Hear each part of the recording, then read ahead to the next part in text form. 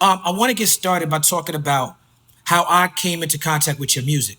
I'm from New York City, which is more like a East Coast lyrical city as far as when I Yeah. came up. Obviously, the South and certain regions and certain sounds have dominated the space, and New York is not the same way it used to be. We look to other regions for our influence more than we used to. But back in the days, really lyrics was my focus, and I didn't care much about anything else. So when you first came out with Ice Cream Man and all that, I was working with a producer out of Cincinnati named High Tech, and I was hanging out in Cincinnati, Ohio, and your music, No Limit in particular, does very well in Cincinnati. I'm sure you know that. And Yes. so when I was in Cincinnati back then, and I want to say this was like late 90s, early 2000s, the way in which they talked about you was with such high esteem, high regard, and high reverence. And I'll be honest with you, brother, I didn't get it at the Yeah. time because I was only focused on lyrics. You know what I'm saying? So I remember asking one of my partners back then, but what is it about this Master P that why is it that every car damn near in Cincinnati is bumping these records? And he said, Kweli, you focused on the lyrics. We focused on the hustle. And we respect this man hustle. And we respect the fact that he come from the mud, he come from nothing. And when we hear his music, when we bump his music, it's making us feel like we could do it too. We can make it out too. And I want to quote 2 Chainz when he talked about first meeting you, and he made that same point.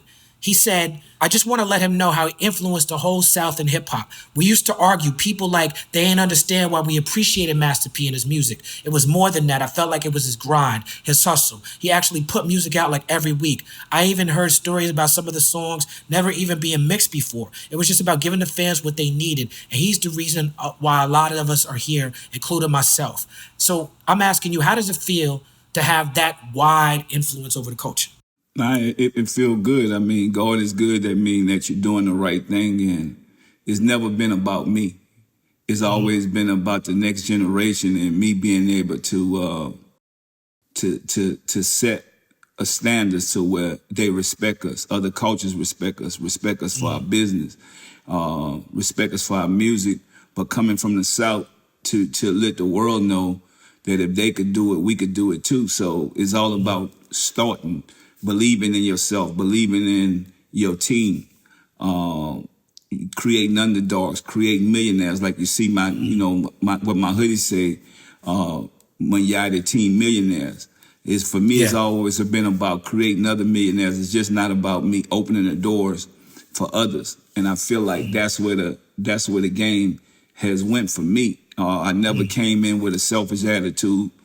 It's always been about team and family. So it makes me feel good to know that we did something that they didn't think we could do, even as African Americans. So thinking outside the box, seeing a bigger vision. That's what No Limit has always been about. It's not just about one record or one artist. It's about building something. People don't realize it's not about the money, it's about the idea, coming up with an idea, creating something, being able to bring it to life where most people only see the mustard seed, we see the tree.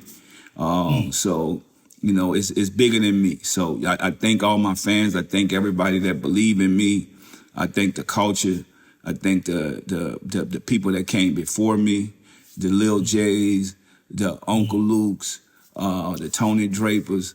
I mean, the people that came before me that influenced me, that I could get out there and get on the grind and get my hustle on and be able to celebrate them and make them proud. So I think that's what it always been about for me.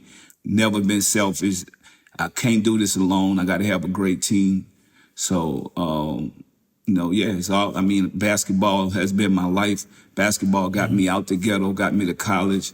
And I think that's the most important thing, knowing that it's about having a great team. So, you might have one person in front. Somebody might look and say, oh, Master P, he's the front guy. It's like Bill Gates. Bill Gates is the front guy. But everything else that come with it creates the team. It makes it work. It makes the engine goes.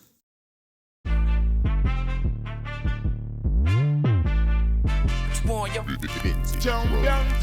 we done started. Look at what we done started. This the people party.